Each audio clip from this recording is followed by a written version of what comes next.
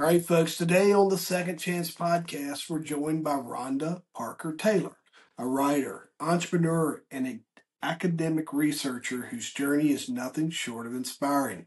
From surviving a cult to navigating dangerous personal loss, including the tragic murder of her adopted son, D'Angelo.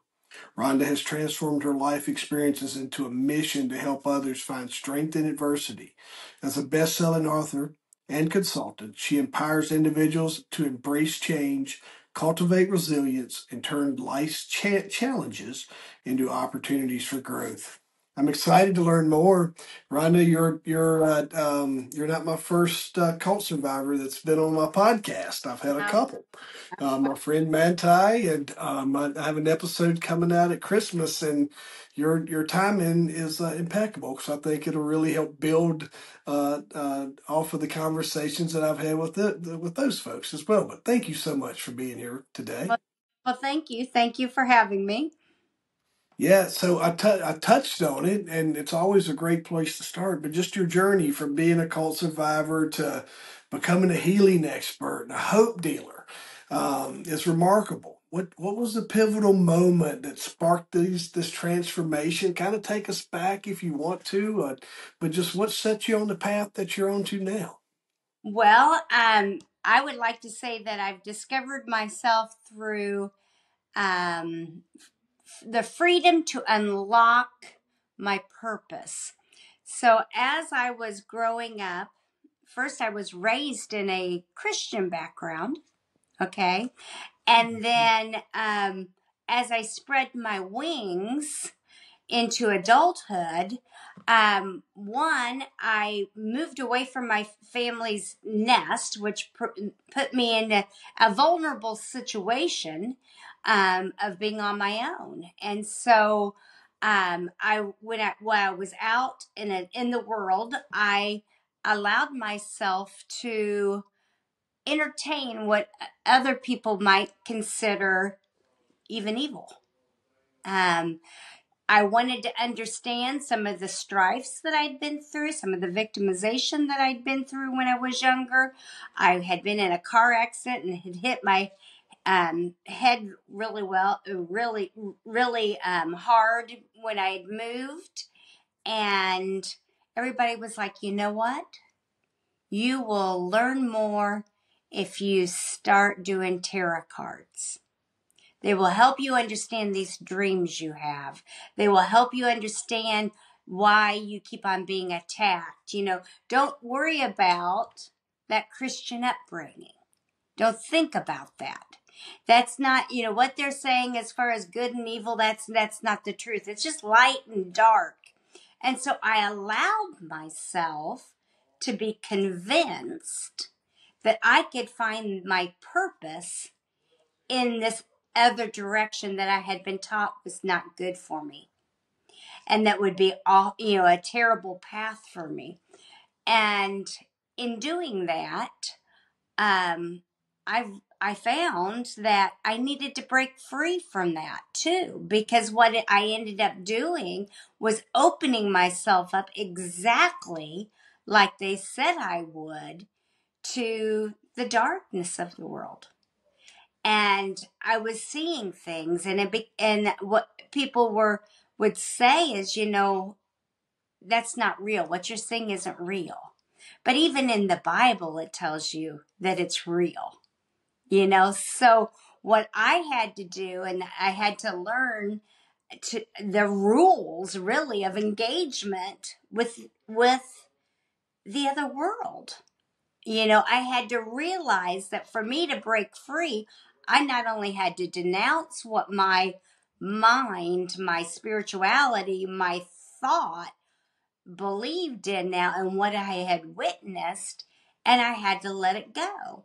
And it started with my first college roommate. I went to a college that I didn't know anybody, and the roommate was a satanic worshiper. Mm. And when I tried to leave that, because of course, being from a small town, from a religious background, I'm like, oh, I can't stay here. And she would almost tease and tantalize me by saying, they sent me here for you.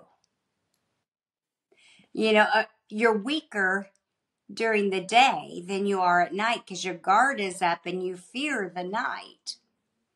And she would come up with these things that would intrigue me, and I also knew they were true. So I left that situation and then moved into another situation that I really, with the cards, that it basically was doing exactly what she wanted me to do. I was trying to learn how to read them. I was trying to be a clairvoyant. I was trying to understand my life.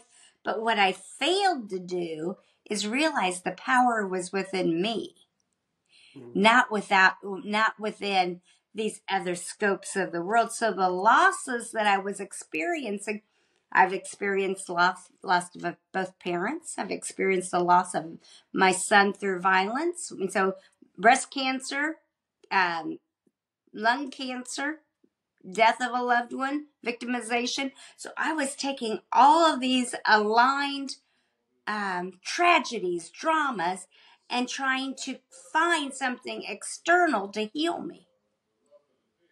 And instead of finding my own spirituality, I picked the world's way of doing it. And what I found that is in every loss that you have, there is a lesson. And it's up to you to find that lesson and heal. Because when you find the lesson and you heal, you turn the pain into purpose and into a new mission rather than staying stuck in what evil, darkness, whatever you might want to call it, that it doesn't have your best intentions. Everybody has their own bridge of loss that they have to heal from. So I had to figure out that there's hope in darkness. There's good in the storm, and there's energy in that storm, and you are part of the storm and how it reshapes the future. And once I could find that within myself, I realized, oh my goodness, I have something that I can help others, because in every loss, in every trauma, within every drama, within everything that we have to heal within ourselves, it starts with one story. And whatever that story is, whether it's a childhood experience, middle, teenage years experience, or adult experience, it could be something like divorce, domestic violence, empty nesting. We all have different levels of trauma. And when we can do that, the comfort and connections with ourself is what starts the healing, and realizing that the journey is shorter with every step you make. Where where do you think that darkness comes from? Well, if you go back to my religious beliefs, Yeah. you could start there, because that's what I've been told, right? That is what I've been taught. That is what is groomed to me. And I would say that you have good and evil, heaven and hell, God and Satan. So you can start there, because that's what religion tells us, right? Yeah. And then you can take it a step further. And you can say, what do I believe? And deconstruct those beliefs. And that darkness can come from us fighting our own purpose, fighting our own experiences. When we're young, especially, and our minds and our bodies and everything are developing, they say for everything that you experience that's traumatic, it takes 10 times more of those experiences to overcome them mentally, emotionally. So everything resonates within your body. So they call them ACEs, for instance. We'll start from the child. ACEs are adverse childhood experiences. And for every one of those, they're saying it takes 10 good experiences to outrule it, and you need some kind of healing to fix it. So it doesn't matter whether, we'll take one scenario, parents. Doesn't matter if it was a one-parent house, two-parent house. Doesn't matter if there was divorce or they stayed together, or single parent, non-single parent. It doesn't. There's 100 different ways trauma can happen to a child based on parenting. We'll take that as an example. It could be witnessing violence in the neighborhood. It could be experiencing violence. It could be moves. It could be, your peer groups. So all of these traumatic, we can't define what's traumatic for another person. But for every ACE that happens to an individual, the higher the number of ACEs, the more likely your brain is changing shape to accommodate, and this has been proven in scientific methods, to accommodate the realization and the loss of your naiveness and your innocence and the change in what society says life's going to be. So if you've had 6 traumas in your lifetime as a child, you're 30% more likely to have addictions. If you're 50% more likely to have addictions or mental health issues, if you experience more than 6 traumas during a childhood. So then you go to where it might be 80 or 90, or add the biological strand of what we would consider darkness. Then you're getting into somebody that's been traumatized, several times, to dozens of times during a childhood. So darkness comes not only from the religious standpoint of who we are, good and bad, what's the beginning of life to the end of life, right? The cycle of life, which is what religions tell us, but it's also your experiences in life. Your body and your mind memorize every single experience that you have. Your lived experience creates what darkness is. It creates what your decision making may be. It challenges yourself from being resilient and radiant to being resilient and sitting in the bed and refusing to get out. Because your experiences creates that darkness sometimes. When we talked about the cult experience, was that from Christianity, the satanic side, the tarot groups? Where did that come from? I would say that that's more from the tarot groups and the satanic side. For me, that is me, but here again, that's challenging my Christian beliefs. It's putting me in a fearful factor. It's putting me in an experience that I'm uncomfortable with. So for me, what does that mean? That means that I have opened myself up to trauma. So it doesn't, for somebody else, it might be the opposite. You might be able to take somebody that's been raised in another belief cycle and bring them into a very strict Christian, and they might think theirs is traumatic and cult oriented. Because your upbringing, your beliefs, your solid foundation of what you believe as good, evil, dark, light, is what breaks you free to understanding your own spiritual connection to the world. So however you define it, you are going to be traumatized by the opposite if you're experiencing, most likely, unless you accept it. Now, how did you realize then we're gonna wrap up with this question. How did you realize you were in a cult? Like, what was your realization? Was it outside influence? Did you have a light bulb moment? How did you realize you were in a cultish type situation that where you could label yourself as a cult survivor?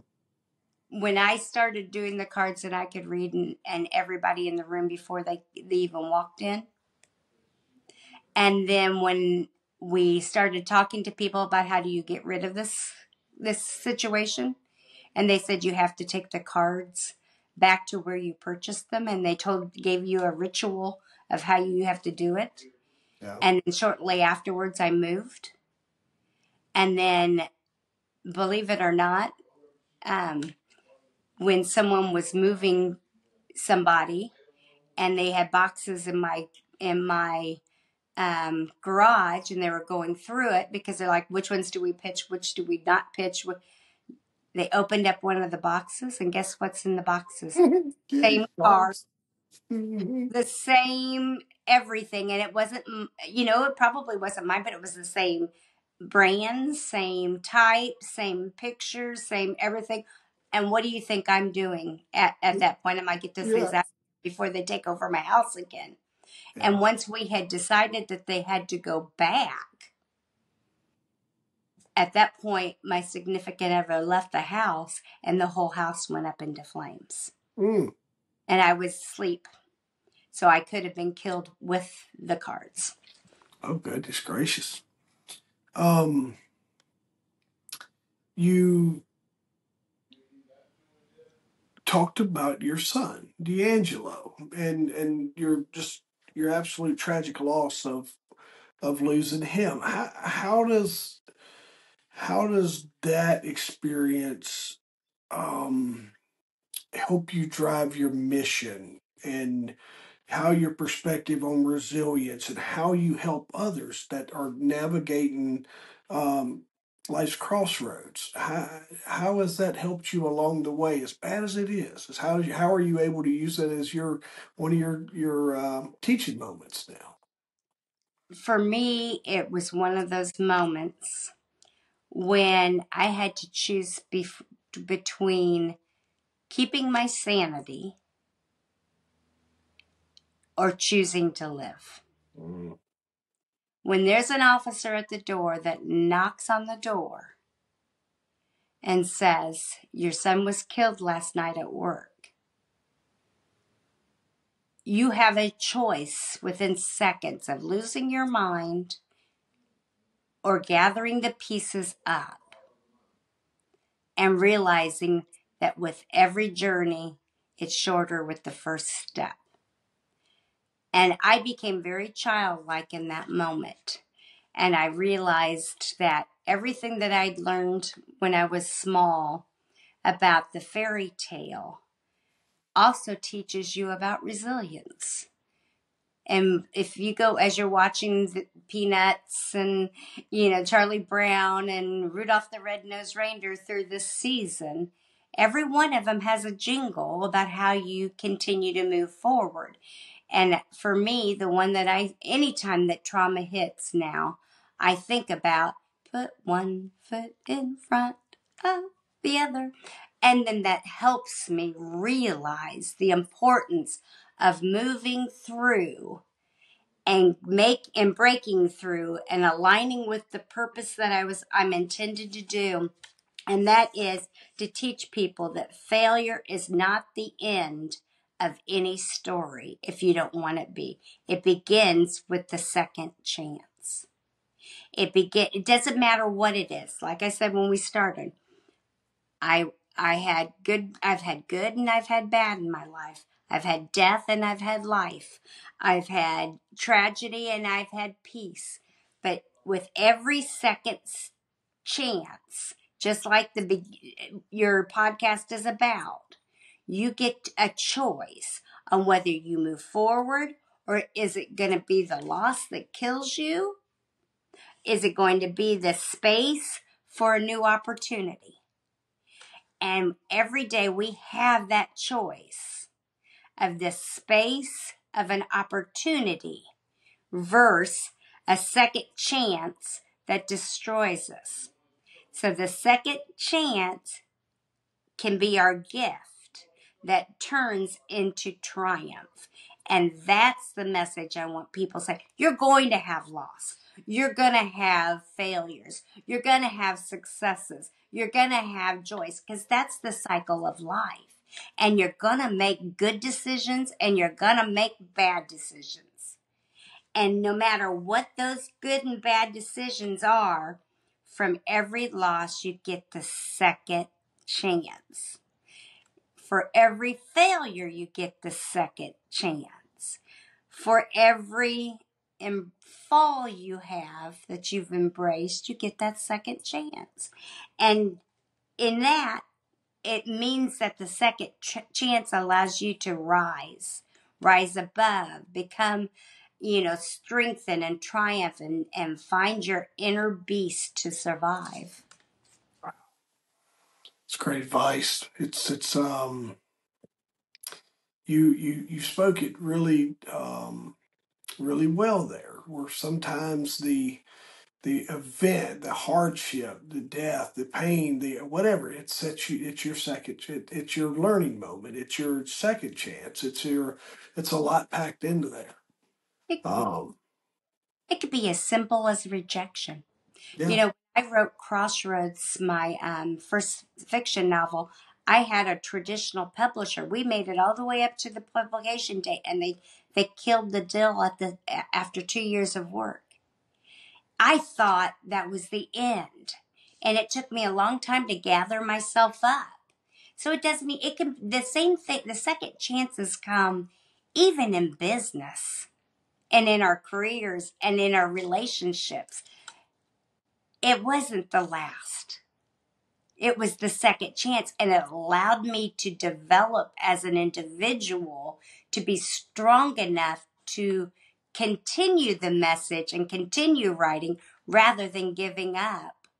I wasn't mature enough. So in my own ways, that bridge hadn't been built for me to be completely successful. And so the rejection even was the second chance. you've you've successfully moved through multiple careers, right? Mm-hmm. Fashion, merchandising, business management, writing, consulting. Um, what advice do you give to someone facing uncertainty or fear as they're making a big career change? Find your story of success. Yeah. It doesn't matter if it's the same field. It doesn't matter if it's staying in academia or staying in manufacturing. We get stuck on titles, especially in the Midwest. I'm from a blue collar family that says, hey, this, your identity is based on your work and what you do. So for me, I had to realize it's not the work, it's the person. You're the one that's doing it. You're the one that's excelling, whether it's widget making or whether it's coffee making or whether it's book making or teaching. You are creating that product or service. So what is your story of success? I've helped retrain people that have been downsized after working 25 years. Everybody has a story of success. It might be their loyalty. Maybe they need to have to pick up a computer skill that they didn't have before, but it's still the story of success. They worked 25 years for the same company that allowed them to grow to a certain part, and they were able to make it work and provide for their family. There's not anything better than that. But at the same time, there is opportunity in the second chance. You can rise. You can begin anew. You can have a new mission. You can have a new life. You can have a new process, but you have to embrace that second chance change. It's great advice, man. Um, you don't realize sometimes how hard that is to get out of your way.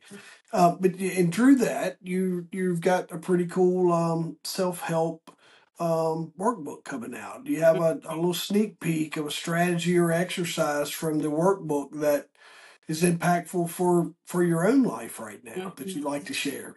Sure. So, well, let's first show the actual cover. So let's take a look at this. This is our life. And we're constantly changing. And if you look at the two balancers, you see the balances there. And let's talk about what you've put in those scales. When you put in those scales, you have to say, do I have the right things in the scales to make things right for me? So I tell everybody, close your eyes. If you wake up tomorrow and everything is perfect, what does it look like? What does that look like? And then go shopping for it. Now, I originally thought when I did this for the first time that I wanted 18 bedrooms, 10 dining rooms, the pool in the back. And then I realized I don't want to clean it. I don't like people to come in and clean for me. And there's only two of us. What are we going to do with that, right? So I had to rethink that, and I realized I wanted a park. I like parks. I like going outside. So I found the house that's smaller, but has 3 acres, and I get all the wildlife coming through. So I had to feed my own soul for that healing. So each of us close our eyes, think about it, and then let's talk about what we're really doing. Where are we putting our value in those scales? And you realize that, wait a minute, I like doing puzzles, but I'm spending 20 hours a week watching TV.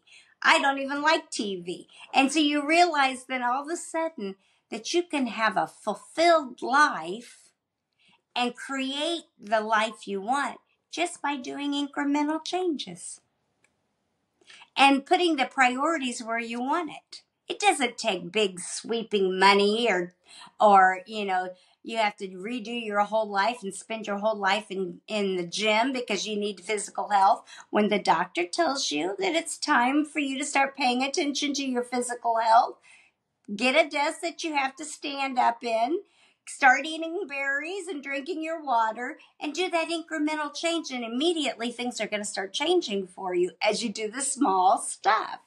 And same thing with your spiritual connection and healing. Are you meditating? Are you breathing deeply? Are you getting the oxygen that you need? Are you getting the water that you need? Are you meditating on healthy things, or are you binge watching like I can do on crime thrillers because you enjoy the crime? Well, guess what I'm doing if I'm doing that?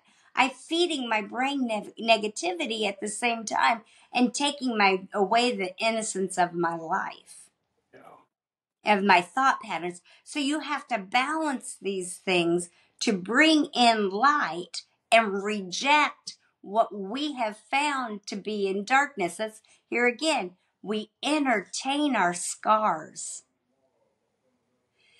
All the trauma that we've experienced in our life, we don't mind sitting in it because we've now normalized it in our brains and in our body. It's the sciatica that you have. It's the backache that you have. It's the headaches that you get because you aren't continually feeding the positive in your food, in your life, in your discussions. You have to stay in the second chance and opportunity to better yourself. Yeah. Yeah, we overestimate how simple things will move the needle. And one of them in fitness and just being a gym owner. But then when I work with folks, I'm like, if they've never had a routine or whatever, that's one of the things I teach them. Put your shoes on and go walk in your neighborhood. You don't have to get up and down off the floor. Just go for a walk and do that repetitively 5 to 7 days a week and move. You pay attention to your calories. Try to eat cleaner. Stay away from the additives. A lot of the other things that we're positively seems like moving, trying to fix some of the food stuff. But you don't have to go lift a bunch of weights and do burpees. Just move. Just very very incremental steps. Great advice. And it's very easy to do. I remember someone said, "You are going to turn into a chair one day," because I do. I write.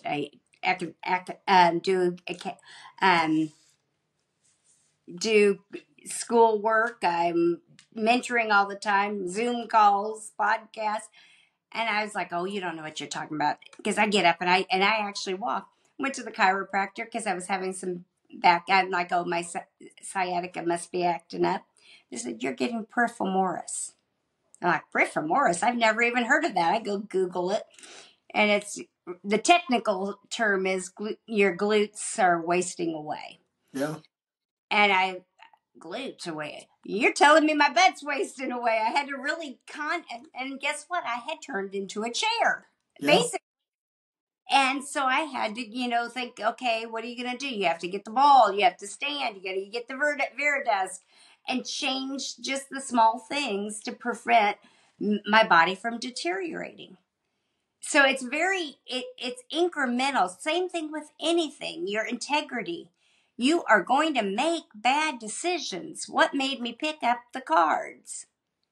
I hadn't deconstructed my own values and integrity. Had I done that and I truly believed in what I believed, I would never have touched them. Interesting. So why didn't I? Because I hadn't deconstructed and created my own value statement.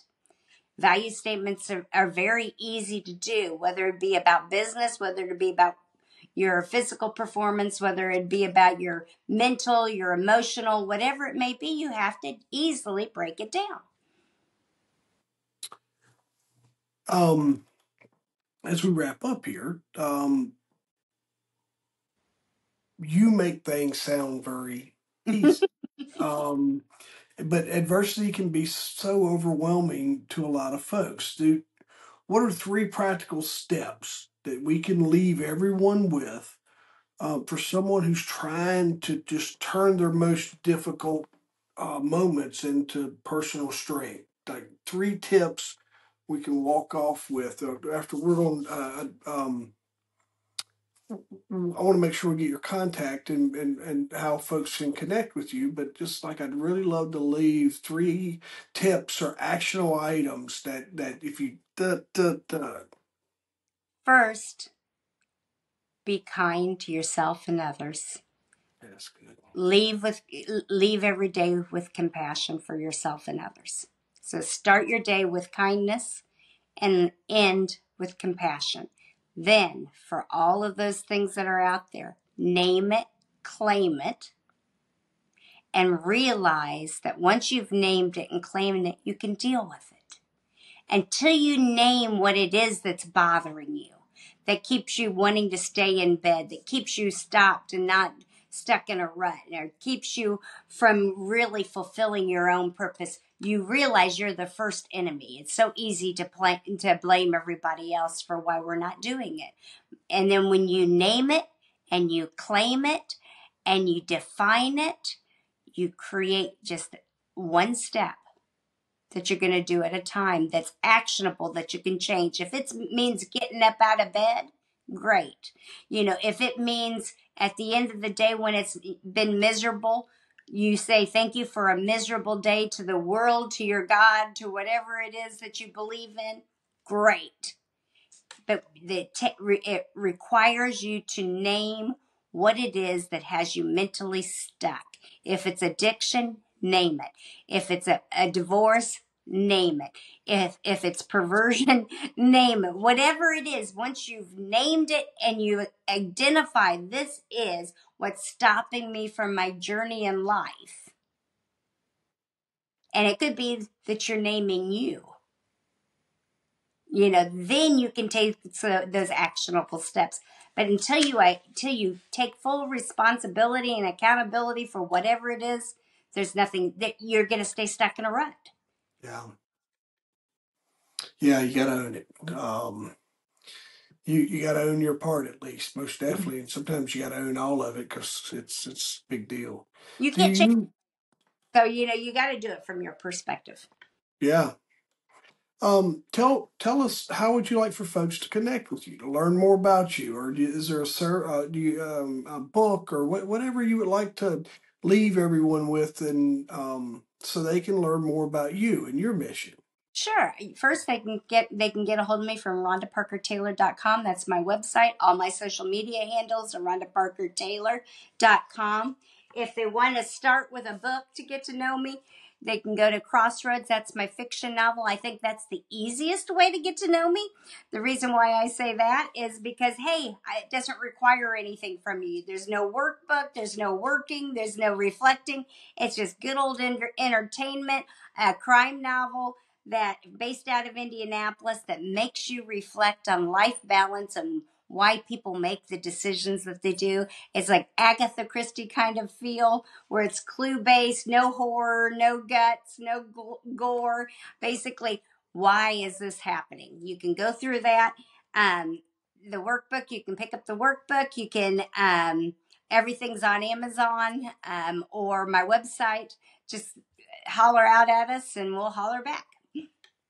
Well, I appreciate you being here and letting me and then everyone who's listening, let us all get to know you and learn more about your story and how you have overcome so much and how you use that today and through your writing, your books. And so I just want to tell you thank you for spending time with me today to get to know you better. Thank you. Thank you for having me. And hello, Virginia. Thank you. There we are.